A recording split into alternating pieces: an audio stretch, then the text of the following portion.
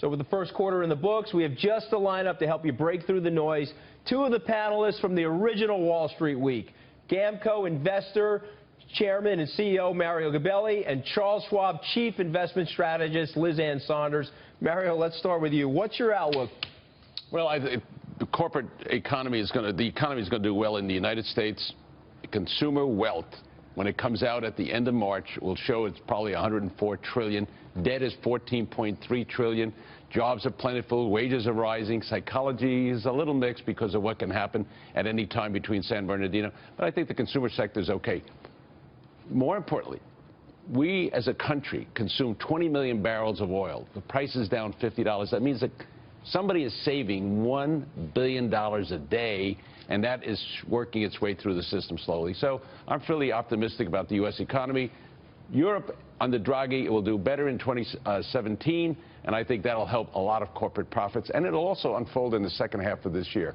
So all in all, a slow but moderate recovery and sustainable one. So Mario, for viewers, what happened in January? Why was there such a fear of recession, and why did that have such an impact on the markets?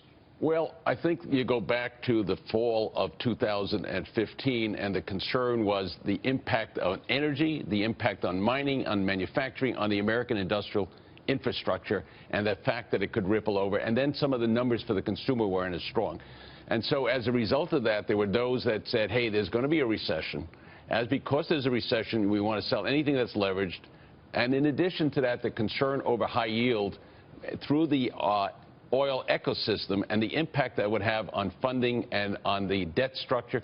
So I think it just came together and somebody said, hey, there's going to be a higher probability of a recession. And then some of the pundits got up and said, fire. That is, sell your stocks, get out of the market. And this is the way the free market should work. And then you had, obviously, the China syndrome. So, Lizanne, do you think there's a recession on the horizon? No. In fact, to Mario's point, I think the fact that some well-known analysts screamed fire was a big part of it. But you have to think about which indicators were the ones flashing red. And they were only the market-based indicators. So you saw it in credit spreads, you saw it in volatility, you saw it in the equity market.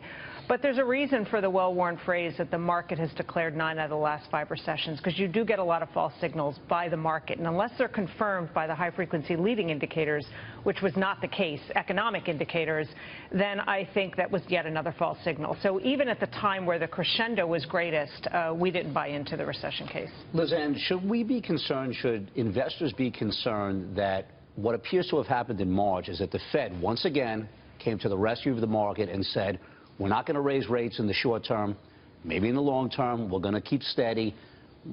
Is that something that we are just becoming so accustomed to that it's a long-term problem? Well, what I think we're in right now is what BCA coined the phrase, this Fed policy loop, which has at its basis the currency market. So strengthen the dollar, which leads to a blowout in credit spreads, which leads to higher volatility in the equity market and weaker equity performance, which has the effect of tightening financial conditions, effectively doing the job for the Fed. We've been in and out of that loop really since about a year ago, where financial conditions loosened. It suggested the Fed was going to move in September. Then they tightened in August. The Fed backed away from September. They loosened again in October, November. It allowed them to tighten in December. Then financial conditions tightened again. They backed away. And we're in this back and forth mode as it relates to Fed policy. A lot of people, I think, misinterpret it as the Fed purely reacting to market events. They're reacting to conditions loosening and tightening, which is arguably an appropriate thing to do.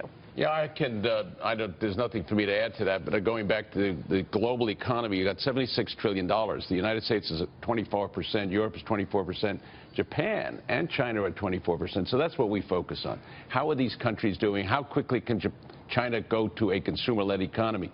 40% of their economy is the consumer. That's going to grow 10%.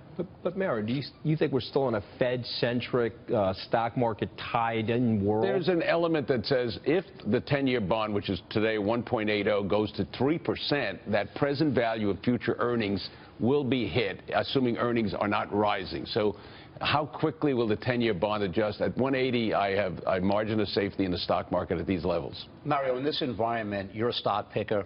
You beat the indexes. That's what you try to do. Where should we look? Well, there's several obvious areas. First of all, the U.S. military has underspent, and when you have our allies in Japan and South Korea worrying about what's going on in China and then what's going on in Europe. So I want to own companies that will benefit for basically reconfirming America's role in the global safety net. The second area, and there's stock specifics in that. You know, you have which names, Mayor? well, you have companies obviously like Honeywell, but I'm also looking at companies that are not as visible, like Textron with 285 million shares. The stock's trading around 35.6. The guy that's running it is doing a great job. But they're more tied to helicopters, and Bell is important, whereas they have commercial aviation through Citation and the Cessna operations. Then you have companies like Command, which make tapered roller bearings and also make bomb fuses.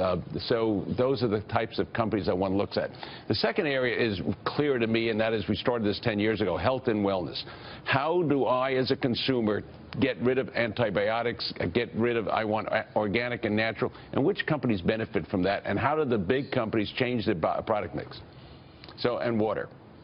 So healthcare, wellness, water, and defense. Nice mixture there. There is, and obviously we're always interested in the cable and watching any content and distribution. Mario sounds bullish. Are you bullish, Lizzie? So I think, and I've had this view since '09, that we are in a secular bull market, but I think we're in a more mature phase of it. So the period we've been in the last year, where generally trending higher but with a lot of violence, I think that's the environment in which we stay in the near term.